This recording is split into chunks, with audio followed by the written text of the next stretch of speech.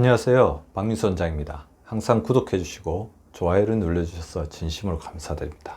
오늘 어떤 사람들이 탄수화물, 밥, 빵면, 과자 등을 많이 자주 먹으면 당 독소로 쌓일까? 당의 독소는 당과 우리 몸에 있는 단백질, 찌꺼기가 합쳐진 것을 당 독소라고 이야기하기도 하지만, 당이 우리 몸속에 넘쳐나면서 결국에는 독소로 작용하는 것, 염증을 일으키고 만성염증의 원인이 되는 것을 당 독소라고 하지요. 따라서 필요 이상의 당이 있게 되면 에너지로 사용되지 않고 우리 몸에 여러 가지 염증적인 문제를 일으키게 됩니다. 이런 사람들이 탄수화물을 많이 먹으면 당 독소로 쌓이게 되죠. 특히 이제 탄수화물을 지나치게 많이 먹는 사람들이죠. 더불어서 당이 들어왔을 때 그걸 효율적으로 잘 처리하면 되는데, 우리 몸에 창고에 문제가 있다든지 간이나 근육, 지방세포, 아니면 인슐린 기능이 떨어져서 당을 처리하는 능력이 떨어진 사람들, 그리고 당이 들어왔을 때 어떤 기전에 의해서 독소로, 염증으로 바로 작용하는 사람들, 그런 분들이 탄수화물을 많이 먹으면 당 독소로 쌓이게 됩니다. 그래서 구체적으로 한 분 한 분 알아보도록 하겠습니다.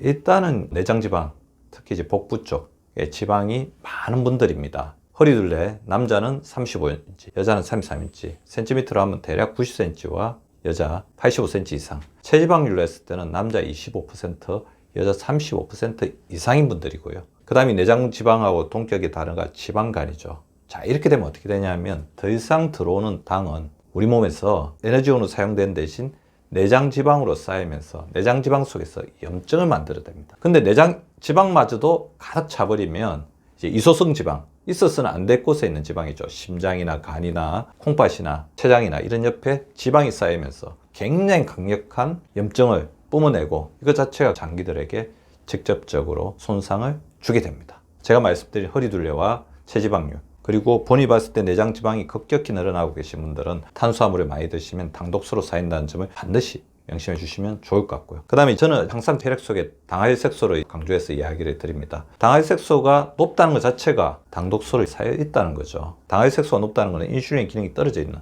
인슐린 저항성 상태이고요. 당화혈색소가 높으면 혈색소가 당으로 둘러싸여 있기 때문에 저산수증이 되죠. 그것 자체가 우리 몸에 독소적인 영향을 줍니다. 그리고 당화혈색소가 이렇게 올라가면 인슐린 저항성의 기전에 의해서 인슐린이 과도하게 분비되면서 인슐린 자체가 우리 몸의 염증의 가장 중대한 염증인자로 작동하게 된다는 겁니다. 당화혈색소가 높은 사람들. 그래서 어느 정도가 높느냐? 보통 우리가 당뇨의 기준은 6.5 이상으로 보는데, 당뇨 전당은 또 5.7% 이상일 때부터 보잖아요. 그래서 절대적인 수치도 중요하지만 본인의 당화혈색소를 잘 알고 계세요. 그래서 매년 적어도 1년에 한 번씩 체크했을 때 그 수치가 점점 올라가고 있는지 변동 추이를 보는 것도 굉장히 중요합니다. 그리고 당독소를 쌓는 식사 습관을 가지신 분들이죠. 잘못된 식사 습관을 가지게 되면 우리 몸에 탄수화물이 과도하게 많이 들어오게 되고, 또 탄수화물의 독성을 더욱더 심각하게 만드는, 악화시키는 물질들, 그 다음에 그러한 어떤 몸의 상태가 됩니다. 그래서 염, 가, 속, 탄, 야, 5개를 말씀드리고 싶은데, 염식, 짜게 먹는 거, 혈관에 문제를 일으킵니다. 혈액순환이 안 좋아집니다. 과식, 당연히 많이 먹게 되니까 지방세포가 늘어나게 되죠.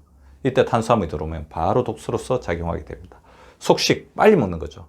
렙틴의 기능이 충분히 발휘하기 전에 이렇게 빨리 먹게 되면 포만감을 느끼지 못하는 것은 물론 고혈당, 저혈당 스파이크를 계속해서 나타내면서 인슐린이 굉장히 소모되게 되고 피로하게 되고 인슐린 독성이 점점 강해지게 됩니다. 탄식, 당연히 탄수화물 많이 먹는 건 위험하겠죠. 탄 음식을 많이 먹는 것도 우리 몸에 여러 가지 염증 물질, 발암 물질 같은 것들을 많이 발생시킬 수 있기 때문에 주의를 하셔야 되고, 야식, 밤에 먹는 거는 다 내장 지방으로 가고 인슐린을 쉬지 못한, 인슐린 휴식 시간을 뺐기 때문에 굉장히 위험합니다. 염, 가, 속, 탄, 야 기억해 주시기 바랍니다. 그 다음에 당독소를 많이 만드는 음식들이 있어요. 음식들도 있고 조리법도 있습니다. 이거는 다음에 제가 조금 더 구체적으로 이렇게 다뤄보려고 하는데요.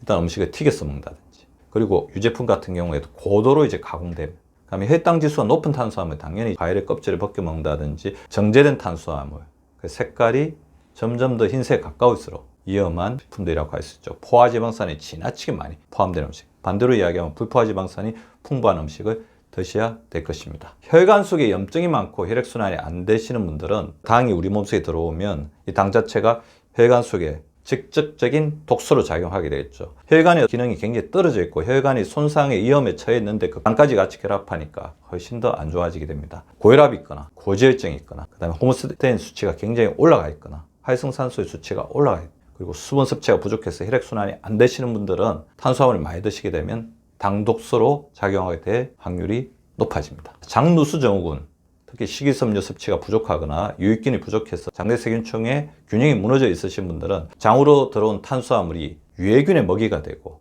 유익균을 억제하는 역할을 하죠. 더불어서 균이나 독소나 글루텐, 소화 안 된 음식과 결합되게 되면 장점막에 균열을 내면서 장점막에 균열을 타고 혈관 속에 퍼지면서 혈관염증을 악화시킬 수가 있습니다. 그리고 장내 필수적인 영양소를 흡수 방해하는데 이 영양소들이 다 우리 몸에 있는 염증들을 완화시키는 당독소 대사를 촉진시키는 영양소들이거든요. 그런 영양소가 부족하니까 당독소가 잘못된 대사의 해로에 의해서 더욱더 많아지게 되겠죠. 대표적으로 부족해지는 영양소들, 비타민 D, 셀레늄, 마그네슘, 아연, 비타민 B, 오메가3 같은 게 장점막에 균열을 타고 전부 다 빠져나가게 됩니다. 과도한 당 섭취 못지않게 진통소염제를 과도하게 섭취한다든지 술을 많이 드신다든지 수분 섭취가 부족한 것들, 필수적인 영양소 A, D, 아연 이런 부분들의 섭취가 부족한 것들이 이런 것들을 더욱더 악화시킵니다. 그리고 독소 제거 능력, 항산 능력이 떨어지시는 분들은 당연히 당이 들어오면 독소로 전환될 가능성이 굉장히 많겠죠. 뭐 이런 경우에는 당의 섭취가 많지 않더라도 독소화될 가능성이 많습니다. 근육량이 부족한 분들, 근육량은 굉장히 중요합니다. 근육 자체는 우리 몸의 활동이나 관절을 보호하는 효과도 있지만 우리 몸에 염증을 깔아앉히는 효과가 있고, 더불어서 당이 우리 몸속에 들어왔을 때 간 다음으로 많이 저장되는 공간 중에 하나가 근육이거든요. 그래서 근육이 부족하게 되면 우리가 섭취한 당이 당독소가 될 가능성이 높습니다. 잠의 질이 좋지 않거나 불면증이 있으신 분들 같은 경우에는 황산화 작용을 하는 멜라토닌이나 성장 호르몬의 분비가 떨어지기 때문에 당독소의 심각성이 더욱더 심해지겠죠. 운동이 부족하여 땀 배출이나 심폐기능이 떨어지신 분들도 우리 몸의 항산화 능력, 우리 몸의 염증 깔아앉히는 능력이 떨어지게 되니까 이런 분들이 탄수화물을 섭취하면 당독소의 위험성이 더욱더 악화되게 됩니다. 당독소를 낮추려면 조리법도 굉장히 중요하다고 했죠. 직화구이보다는 샤브샤브로 드시는 게 좋을 것 같고, 생선도 이제 구워서 드시는 것보다는 해나 무침이 좋을 것 같고요. 어쩔 수 없이 탄수화물이 가득한 밥빵면을 드셨을 때는 그 후에 30분 정도 걸어주면서 우리 몸에 혈당이 지나치게 쌓여서 독소화되는 걸 막아주고 인슐린의 기능을 좀 도와주는 게 좋을 것 같습니다. 거꾸로 식사법을 통해서 탄수화물의 양을 낮추고 식이섬유의 섭취를 늘린다면 그것도 금상첨화라고 할 수 있겠죠. 당독소를 줄여야 당연히 건강이 좋아집니다. 우리 구독자분들 당독소 줄이는 생활습관 잘 실천하시고, 언제 당독소가 늘어나는지, 탄수화물을 먹었을 때 이런 상황이라면 당독소가 더 늘어날 수 있기 때문에 주의하시는 것이 바람직하겠습니다. 구독과 좋아요는 박미수 박사 TV를 지속시키는 생명력입니다. 많이 구독해 주시고 좋아요를 눌러 주시기 바랍니다. 항상 감사드립니다.